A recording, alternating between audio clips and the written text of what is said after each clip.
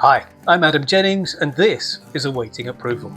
Kat Howe, Christopher Wing, Angelika Jira Patel, Hema Mehta, Vanessa Bennett, Joel Gill, Angela Arnold, Hardy Sidhu, William Barraclough, Odeya Noble-Bouguet, Remya Ramesh, Sandra Gonzalez, Lucy Jackson, Dan Onufrishan, Lou Maxon, David Sheldon Hicks, Alberta Saranzo.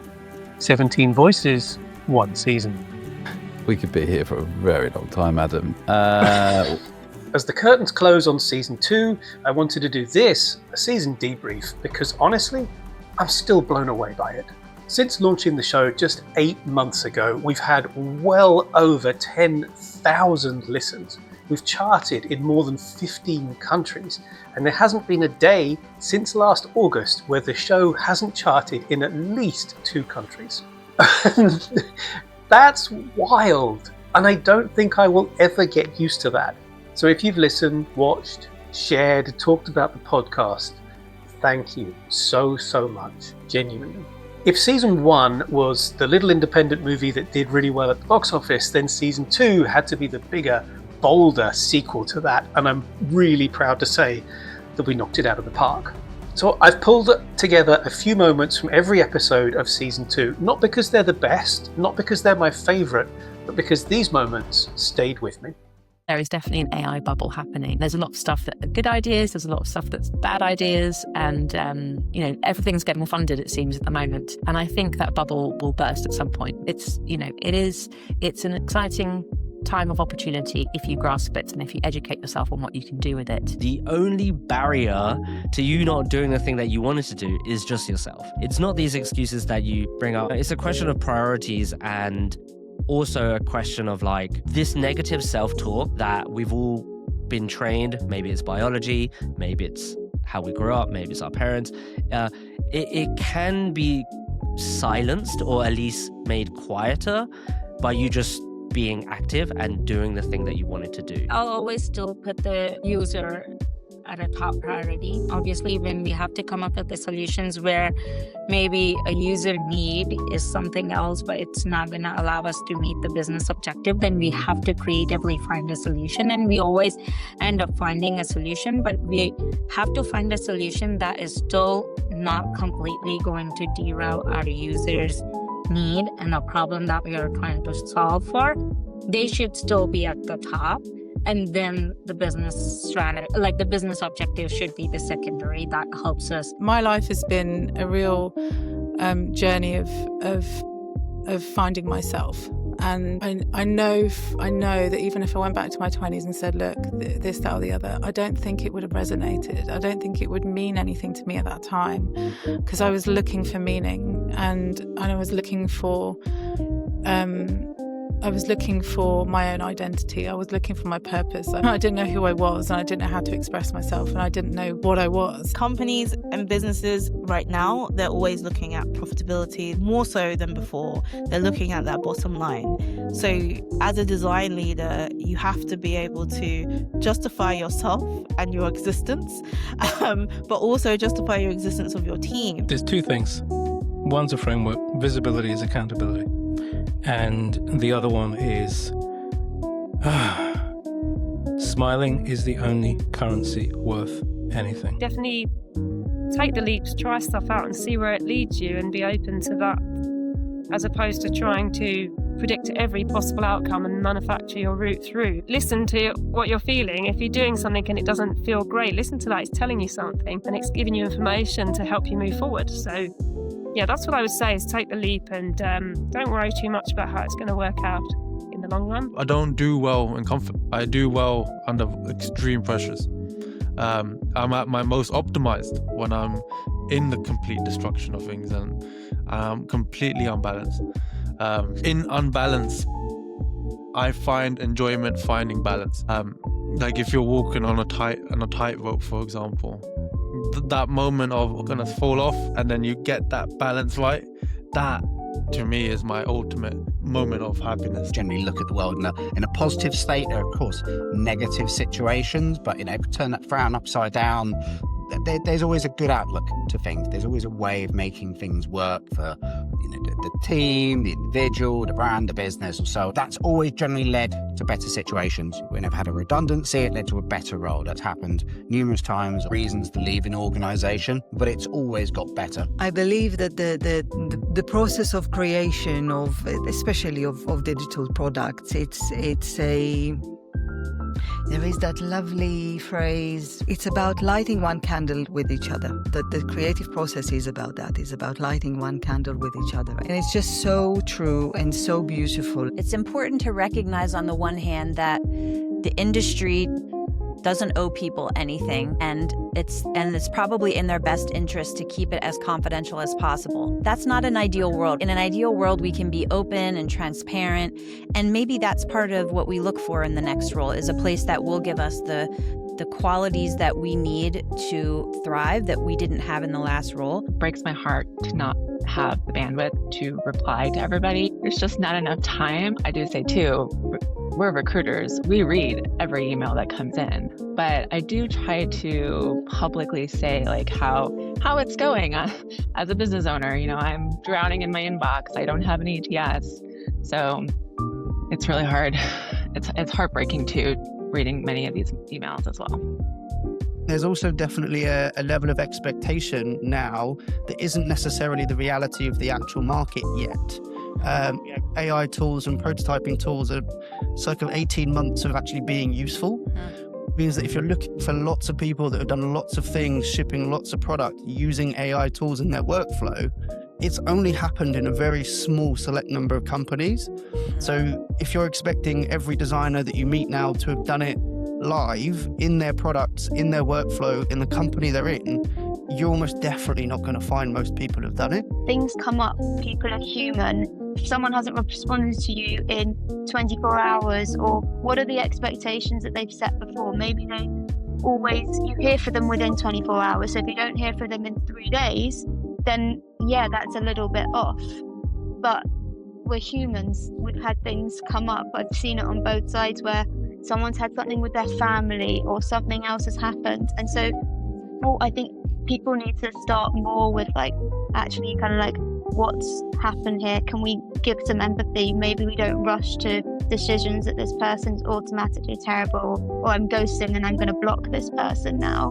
But let's give everyone a little bit of time and situation. I think it would make everything just so much better. A question what is the level of feedback that someone might want and or expect? It could be as simple as you didn't align for these 2 reasons, 1 sentence, or is someone expecting a 30-minute detailed conversation with a deeper breakdown as to why they haven't progressed beyond an initial screen? So again, I don't know the depth of feedback, but it is a gift in general.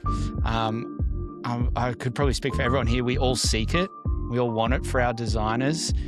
We see the value in it. There's no benefit of withholding it to us.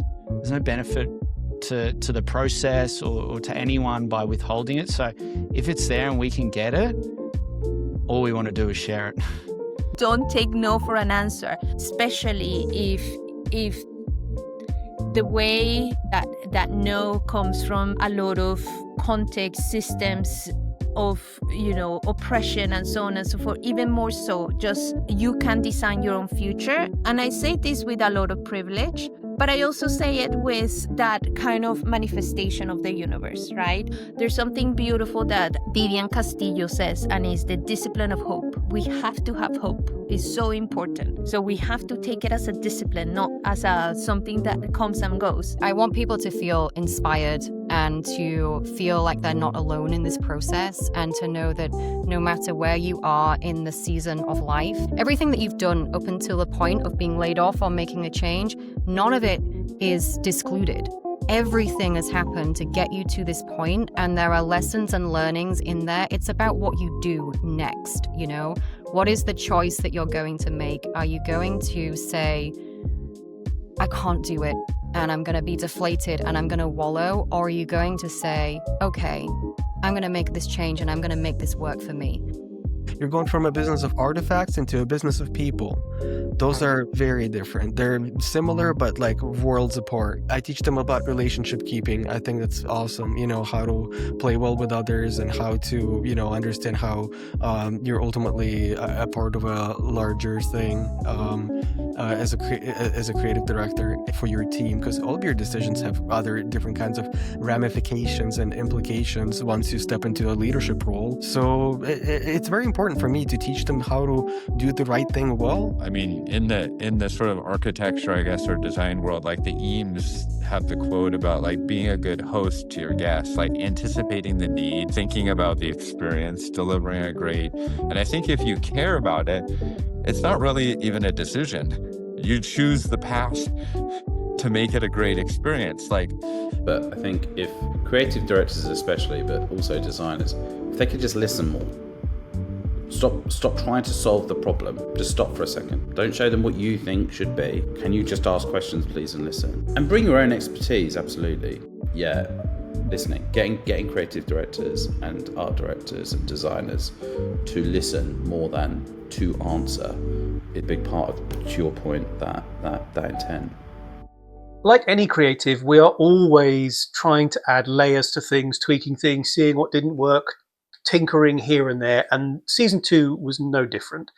One of the things that I did for this season was encapsulate every episode in a single word, and then I put that word in the episode titles. It was a way of capturing the essence of the conversation in just a single word. Not to define it, but to give it an anchor. Fearless, momentum, resilience, courage, growth, integrity, grace, presence, curiosity, light, empathy, regeneration, discipline, generosity, care, awareness, and authenticity. And what's really interesting when you look at that list as a whole is how different all of the words are, and yet how familiar they seem. Within that list is a huge range. But when you step back and take a look across the whole season, there are multiple threads that start to emerge. But one that came up time and time again in multiple conversations, in multiple ways, was the need for kindness. Kindness in how we work, kindness in how we lead, kindness in how we treat each other, and also kindness towards ourselves. Because so many of these conversations touched on pressure, on expectation, on self-doubt, on trying to live up to something. And then underneath all of that was this realization that we don't need to make it harder than it already is. We can choose to be kinder in the way we show up, in the way we work, in the way we treat each other. And honestly, I think that's the thing that stayed with me most this season. So there have been many new things that we've tried for season 2, but there was also one thing that I tried outside of the podcast platform. I hosted the first Awaiting Approval live. It was an experiment. I didn't know if it would work. I didn't know how it would work, but I wanted to take the podcast out of the digital and into the room, get us all together in the same physical space. Honestly, I learned a lot. There was one simple goal that I wanted to achieve above all else, though, and that was that the morning after, people would wake up and think, that was good fun. And from everything I've heard since, I think we achieved that goal. I'll definitely be sharing more about how the event went later in the year, and maybe, just maybe, if there are going to be more. One brand new thing that I am super happy to announce today is Awaiting Approval, the soundtrack. I have got in touch with every guest and asked them to send me just one song. Just one song. Might be their favorite song. It might be something that helps them work. It might be something that is indicative of their style. But the only rule was you can only pick one song. And their responses to this were brilliant. Some people straight away said, easy, it's blah, blah, blah, blah. Others said, you want me to pick just one? One guest actually took the time to record a voice note for me to explain their choice and what the song meant to them, which was such a joy to hear. So I started to build Awaiting Approval, the soundtrack. It's available now on Spotify and YouTube. The link is in this episode description. And if you follow us on any of the socials, we'll also be posting about it there as well. It's a playlist made up of one song from each guest. No names, no context, no explanation. Just a collection of emotional fingerprints. You don't know whose is whose, though. So head to Spotify or YouTube today, search for Awaiting Approval, the soundtrack, and follow the list. Now, if you've been enjoying the show, there are a few simple ways that you can help support it. Firstly, follow the podcast on your podcast platform. Secondly, rate it and leave a review for it. Thirdly, share it with others. Those actions are incredibly helpful for helping the platforms decide what shows to recommend to others. So in following, in rating, in reviewing, in sharing, what you're doing is signaling there's interest in the show. And what it actually means in the real world is you're helping other people find the show. And I would be so grateful if you could do any or all of those actions. And if you want to go a step further, you could head to our store and buy some beautiful merch like this cap or this mug or the color variations. And there's a lot more merchandise coming out over the next few months as well. And if you want to go further still, put me in touch with someone that could sponsor future seasons of the show. Awaiting Approval is very much independent, and I would love to keep it that way. I also want to say a huge thank you to all of my guests for season 2.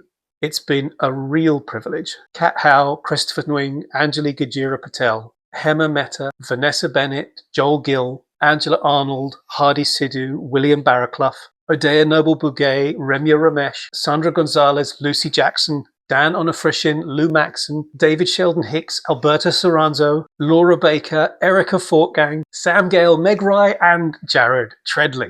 Ooh, what a list. It's been a real privilege to hear your stories live, but even more so to be trusted by you to share your stories to the world. So to all of my guests for this season, thank you so, so much. These aren't just conversations, these are moments that we share. And I never forget that for 1 second. And to everyone who's listened or watched the show, thank you so, so much. This is a series of conversations, but with you, this becomes a magical event. I am incredibly grateful to you spending your time listening to these conversations, tuning in. And I'm so, so glad that so many of you have messaged me to tell me how much you get from each of these episodes. So, as the curtains close on season 2, I'm really, really excited and happy to tell you that season 3 is already well underway with most of the episodes already recorded. And it's bigger, more than 20 episodes. And it's wider with guests from even more corners of the creative industries. And it's deeper. There are moments in season 3 that go further than we've ever gone before. There are conversations that get very real, very emotional. There are tears from my guests and myself. And there are some names that you're going to be really surprised by, but nowhere near as surprised as what they say. So that's season 3 coming in May, but for now we're celebrating an amazing season 2. Thank you for being here. Thank you for listening. I'll see you for the next season soon.